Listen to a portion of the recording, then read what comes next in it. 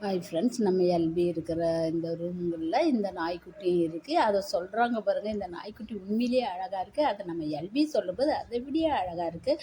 ஒரு சின்ன 5 வயசு குழந்தை சொல்கிற போல் அழகாக இருக்குதுடா இந்த நாய்க்குட்டி, குட்டி குட்டியாக இருக்குது, கலராக இருக்குதுன்னு சொல்கிறா பாரு. அவள் சொல்கிற விதம் அவ்வளோ ஒரு அழகாக இருந்தது.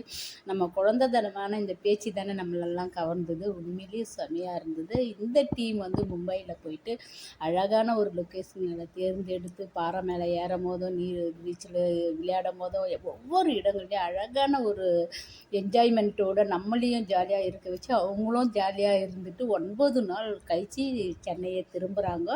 திரும்பி வரும்போது ஐஸ்கிரீம் சாப்பிடும் போதும் எவ்வளோ நாள் கழிச்சு இந்த ஐஸ்கிரீமை சாப்பிட்றேன்னு சொல்லிட்டு அந்த ஐஸுக்கே ஐஸ் வைக்கிறா நம்ம எல்பி.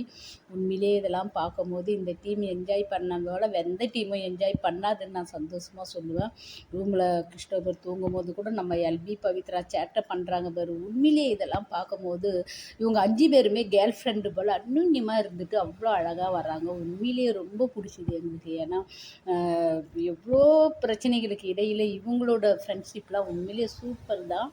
நம்ம எல்பியும் வரும்போது கார்லேயே தூங்கிக்கின்னு தான் வரா. நம்ம பவித்ராவும் வந்து ஒரு போர்வை போல் போட்டிக்கின்னு வரா. ஏன்னா வேகத்தில் கார் வரும்போது அவங்களுக்கு கொஞ்சம் மூமெண்ட்டு மாறி தான் இருக்கும். ஏன்னா டயர்டாகவும் இருக்கும். ஏன்னா பாறை மேலெலாம் ஏறிட்டு வராங்க.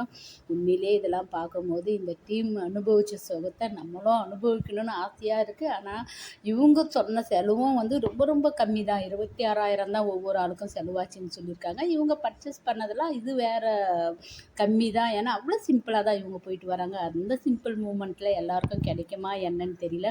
உண்மையிலேயே இந்த டீமை வந்து செமையான ஒரு டீம் தான் சொல்லுவேன் நான். அடுத்தது பார்க்கலாம். பை.